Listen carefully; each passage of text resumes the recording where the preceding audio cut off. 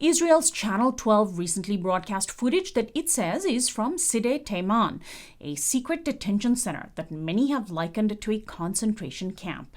Israel has held hundreds of Palestinian prisoners at the camp since last October, and the footage that was broadcast shows dozens of Palestinian men lying face down on the ground while a group of Israeli soldiers pick one out and lead him to an area where they proceed to rape him. The footage corroborates the recent news of the gang rape of a Palestinian prisoner at Detention. The doctor treating the victim was horrified by his injuries and felt compelled to speak out. So far, the perpetrators of the attack have been placed under house arrest. In July, Israeli authorities arrested the soldiers involved after a damning report by the rights group B'Tselem documented widespread torture and rape at the facility. While U.S. news media covered alleged sexual abuses by Hamas forces on October 7th in extensive detail and with scant evidence, there has been little coverage of the documented sexual abuse of Palestinians by Israeli soldiers.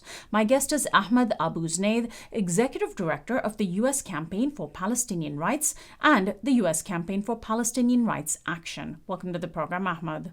Thank you, Sonali. I appreciate you.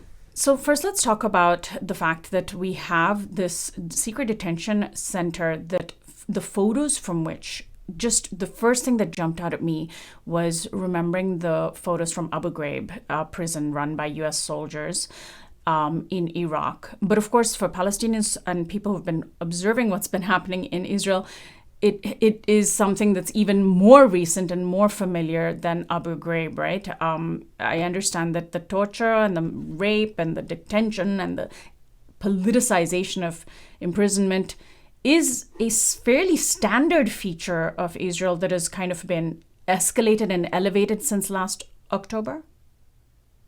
Yeah, I think it just shows the success that our opposition has had at dehumanizing Palestinian people, Palestinian bodies, to the point where right now we're witnessing an active genocide. And on a daily basis, we're seeing the dismembered bodies of human beings losing their lives for this colonial war that the Israeli and U.S. war machine is waging on the Palestinian people of Gaza. And I think what's also sticks out to me is that on October 8th and 9th, and even until this day, we continue to hear all these Israeli allegations that have been uplifted by the West, the Western media, these Israeli allegations and accusations around sexual assault, around the killing of civilians.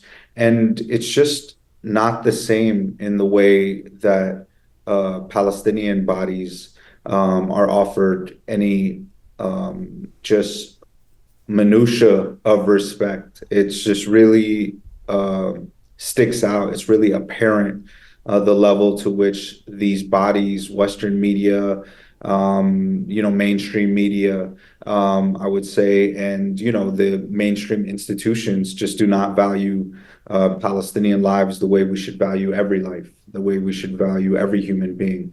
And I think Palestinian advocates have also been making clear these types of techniques of torture that the Israelis have utilized against Palestinians for decades. You could point, to Ad-Damir's work and other organizations that have been working with Palestinian political prisoners for decades. And of course, we've seen these things, but I think folks who do that work would agree that this escalation from Israel and its apparatus, its settler program, its prison institutions, it really is a whole nother level. And that's why we've been saying genocide.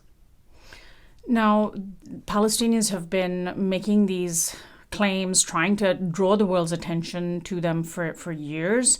And even after October 7th, the heightened torture.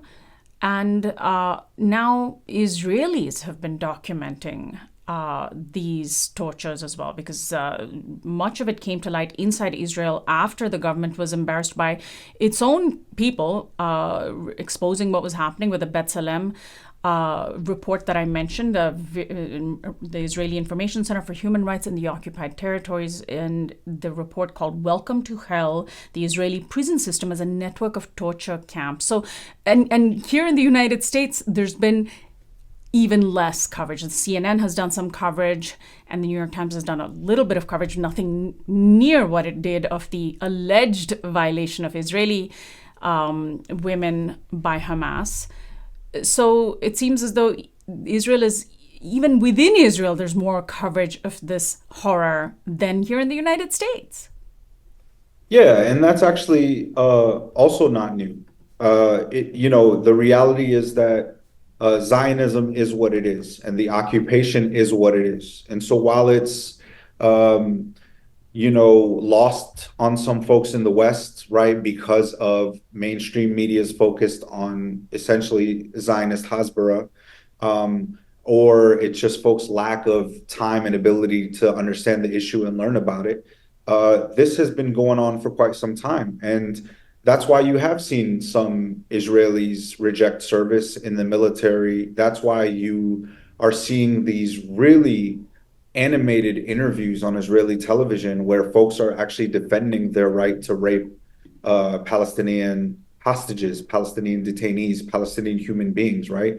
This is a conversation that becomes quite clear when you're within the Zionist entity because it's unavoidable, it's inescapable. There is no way that Israelis don't know what's happening in Gaza right now. They know very well.